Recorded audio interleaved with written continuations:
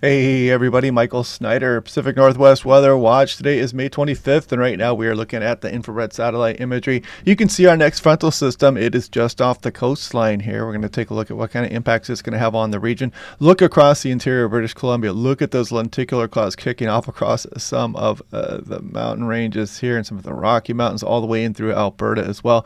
Might get some lenticular cloud activity ongoing here across the Cascades today as well, before this frontal system gets here anyway. And then this will start to bring some thunderstorm activity, Cascades east. I'll show you more on that here in a moment. Then we're going to start to warm up a little bit here as we go through next week, at least for a day. Wednesday is looking pretty downright warm. And then we'll see what is to come through the extended forecast after that. 24-hour lightning strikes here. You can see nothing for BC, Washington, Oregon, extreme eastern Idaho, maybe Yellowstone there, and portions of the Rocky Mountains and portions of Montana.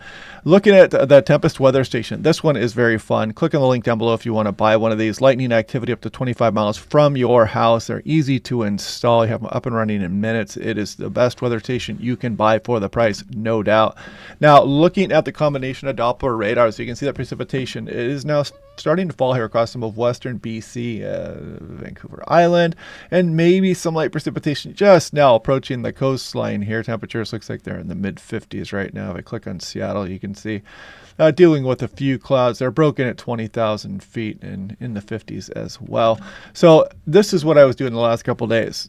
4 tornadoes here on the first day I went out. I literally landed in Denver, slept in my own bed, landed in Denver, and then got these tornadoes. Look at this lightning bolt here at this big dusty tornado. If I scroll through here as well, you can see I was a little bit further away for this one, a little bit of a wide angle shot as well. And you can see the rear flank downdraft here coming, blowing this dust up. There's a tornado back in there as well. And you see the puffy cumulus clouds surrounding it. And then this one was also that dusty tornado. It's a little bit better formed here, and you can really see this churning across the landscape with the cool cloudscapes above it. And this was another one here before before it formed out over here. And this, a nice white cone was back in there. You can see this lightning strike associated with it as well. So you had fun out there chasing the last couple of days. It's good to be home as always, though. Now, taking a look at the Pacific Northwest, you can see this thunderstorm threat here as we go on in through Monday. This is for tonight and into Monday morning here. You see Washington, Oregon. I'll show you more on that here in a moment. There's day 2 that pushes off to the east, and there's day 3 as well. So here we go with our troughing. There's Washington and Oregon. We're looking at 500 millibars, about 18,000 feet, and it shows you the general ridge and trough position. You can see kind of a ridge here across some of the inland northwest here and the troughing out over the Pacific Ocean. Here goes that system swinging up as we go through tonight. That will bring some convection as we go through tonight. Then we build this ridge as we go through the mid portion of next week. Wednesday, probably the warmest day before we start to get the effects of the Pacific Ocean here again as we go on in towards the end of the week. Then another ridge tries to build up here and across the region, but you can see we're still dealing with some of the zonal flow. There's still going to be some clouds associated. It's not going to let us warm up to an extreme amount with this ridge right here, but we're going to be watching it. If things change over the next couple of days, that could warm us up a bit more. Then we'll take a look at the extended forecast here in a moment as well. So precipitation, when will it arrive? So we scroll through this afternoon and evening. We're now on into towards tonight. Let me back that up. In fact, as we go through this afternoon, you see some of these thunderstorms developing across the Oregon Cascades, eastern Oregon. That is this afternoon, so heads up for that. We go through this evening. That starts to move up into Washington state. You see the frontal system back here just now starting to clip some of the Washington coastline also. Now we're in through tonight, and you can see again the thunderstorm activity here. Cascades east, eastern Washington heads up. May give you a difficult time sleeping across some of the Columbia River Basin up into northeast Washington as well. Republic out there. Watch out. Okanagan River Valley, portions of eastern Oregon, Bend. You could be getting some thunderstorms tonight into tomorrow morning as well, as you see that activity continue on in through tomorrow morning, kicking across the region. That frontal system, it's not got much of a punch to it, a little bit more for the higher terrain there, but it didn't even show up too much for Seattle, for example. And then we go through Monday night and we start to dry out yet again, but we're still bringing precipitation here into western BC, but Seattle, Portland, southwest BC, mostly dry at this point. We go on in through Tuesday night into Wednesday as well. Another frontal system starts to approach here as we go towards Thursday, and then we go on in towards Friday, start to dry out a bit again here, and we're going to have to watch to see how close these systems are going to be and how much we will warm up with this ridge trying to develop here as we go through the end of this week.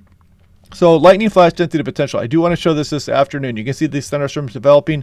This is this afternoon, Sunday. There we go through this evening and tonight. And then we go through tomorrow morning, kicking that thunderstorm activity across the region. Then after that, it's going to be mainly confined across some of the inner mountain west over the next few days. Looks like Wednesday, maybe some destabilization across the higher terrain. We'll watch that one here coming up in a moment. And Wednesday, again, is probably the warmest day for much of the region. Now, take a look at Seattle. Look at last night's European model run. Look at this 90-degree marker here. A lot of the ensembles have us hitting 90 degrees for SeaTac on Wednesday. That's going to be a pretty good shock to the system, where we've been hanging out maybe up towards 70 degrees here for a few days. And yeah, then we're going to be up towards 90. Then we're going to drop things down, but still, relatively seasonably warm here after. But that Wednesday is looking pretty interesting here. We're not going to get record highs, I don't think. The record high for Seattle on May 28th is 92 degrees. So probably not going to get quite there, but still upper 80s towards 90, not out of the question. And here's looking at last night's run, and again, you can see the big spike as we go through Wednesday, and then kind of keep things seasonable here, and the ensembles start to go crazy, as you can see out there as well. You can see how these, go from 100 degrees on one of the ensemble members versus 74, much more realistic on the control run here. So kind of interesting looking there. We'll see what is to come after that. And this is the European deterministic run. Actually says 91 here for Seattle, and the record is 92. So maybe a long shot, but maybe we'll tie that record or something on the day Wednesday. Looking at the GFS, says upper 80s for Seattle, and you can kind of see back and forth here. How much of that ridging will we get? How close will the trough be? All good questions as we head off in towards the early portion of June, which, by the way, June 1st is the first day of meteorological summer. So here we go. Daily 2-meter max temperature. This is today's Sunday. See 72 for Seattle. Something similar for Portland. Nice and warm here east of the mountains. Almost getting hot there. 90 degrees out there for maybe the Tri-Cities. And we go to Monday. Cooling things down a bit here because we're going to have that system moving across. Some thunderstorm activity in the early morning hours especially. And then we go to Tuesday. We start to dry things out a little bit there. And then we go to Wednesday. And there's the warmest day of the bunch. Again, Portland probably up towards 90 degrees. Look at these widespread upper 80s. Maybe up towards 90 for some portions. Look at the interior of British Columbia in the upper 80s as well, and pretty warm east of the mountains. Look at the Boise, probably up towards 90 degrees on Wednesday. There's Thursday. We cooled things back down to a more, doable temperature here. I know a lot of people are going to be struggling with this 90-degree day coming up here on Wednesday, but there's Thursday. There's Friday. We bounce those temperatures back. Still a nice day out here. Look, some mid-80s back towards Portland, and we go through Saturday, Sunday. We'll see how much of that ridge comes in versus the trough through the extended forecast. And this is Seattle, Tacoma. Again, the record high 92. The second highest temperature was 91 back in 1972, and then 86 in 2017. And for Portland on May 20th, if you're wondering, 100 degrees on 1983. That is the record high. We're not going to get there, but kind of interesting to see that 100-degree temperature there. Portland, the record highs usually are higher than Seattle's.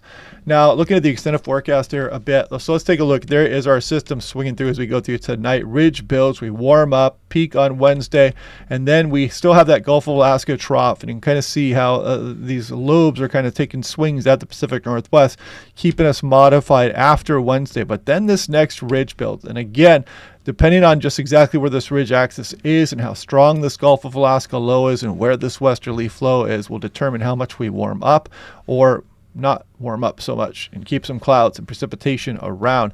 Then we scroll off in towards the future, and as we go through the early portion of June, something showed up here on the European ensemble. Not the ensemble, this is the artificial intelligence, but it does show some troughing here, even in the ensembles as we go through the early portion of June. Big ridge out here over the Gulf of Alaska. And so we'll be watching this one. This is just fantasy at this point. We're looking at it over a week out right now, but something to watch in the extended forecast. Kind of an interesting trough dropping down there. And then if we scroll off way off into Fantasyland, really looking in the crystal ball there, look at that trough setting up shop right across Pacific Northwest through the first week of June. So something interesting to kind of play out over the next few days. Taking a look at 15-day precipitation anomalies. Again, a sharp cutoff there between Vancouver Island and north towards western BC and southeast Alaska versus the Pacific Northwest, which has a clear signal for below normal precipitation as we go on in through June 8th. It's 6 to 10 day temperature outlook as well, and then the 6 to 10 day, and don't shoot the messenger, messenger here. I know a lot of people got gardens going on out there and they want some more rainfall. You're going to get some in the form of thunderstorms, but generally overall in the 6 to 10 day, we're looking below normal precipitation amount. So I may do a storm chasing video here of what I saw the last 2 days. Some pretty fun stuff. I've got tons of footage.